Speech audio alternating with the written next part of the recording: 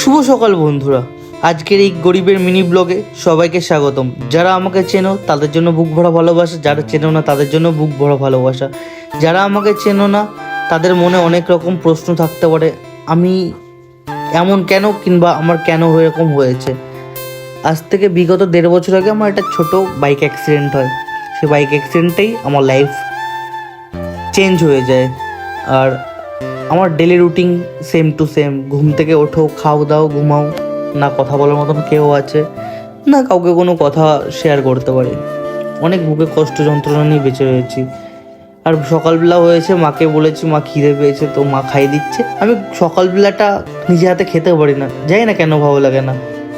আর দুপুর হয়ে গেছে, মাকে বললাম স্নান করো, মা তেল মাখিয়ে দিচ্ছে। যাই হোক না কেন, আমার মা তো আমার কাছে হিরো। একটা জিনিস আমি খেয়াল করেছি, এখনকার ছেলেমেয়েরা মা বাবা বয়স্ক হয়ে গেলে বৃদ্ধাশ্রমে রেখে আসে। কি করে এরা পারে মা বাবাকে বৃদ্ধাশ্রমে রেখে আসতে আমি তো জানি না। বাট আমি যদি কোনোদিন সাকসেস পাই, আমার বাড়ির মহারানী কিংবা আমার রাজ্যের মহারানী আমার মাকেই বানাবো। যাই হোক না কেন, আমি স্নান করে নিচ্ছি এদিকে। আর আজকে সারা দিনটাই আমার ভালো কেটেছে, কেননা কালকে রাত্রেবেলা সারা রাত কান্না করেছি।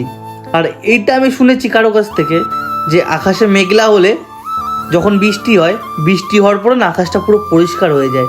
আমার লাইফটা এরকম সেম। আর আজকে আমার একটা ভাইয়ের বার্থডে। ভাইকে সবাই হ্যাপি বার্থডে কমেন্টে লিখে যাও। এটা ভাইয়ের একটা বান্ধবী আমার বাড়িতে এসেছিলো, আমি তো যেতে পারবো না, তো ভাই আমার বাড়িতে এসে বার্থডে কেক কেটে গেছে। ভাইকে সবাই আশীর্বাদ করো, ভাই যেন অনেক অনেক বছর বাঁচে, ভাই যেন দীর্ঘস্থায়ী হয়। আর ভাই আমাকে কেক খাইয়ে দিচ্ছিল, ভাইকেও আমি আমার মুখের এঁঠো কেক খাইয়ে দিচ্ছিলাম। ছি, কেমন একটা ব্যাপার না। ঠিক আছে, ভাই তো ভাই হয়। যাই হোক না কেন, ভিডিওটা এই অবধি ভালো লাগলে লাইক, কমেন্ট, শেয়ার, ফলো করে দিও। আর দেখা হচ্ছে পরের ভিডিওতে। টাটা।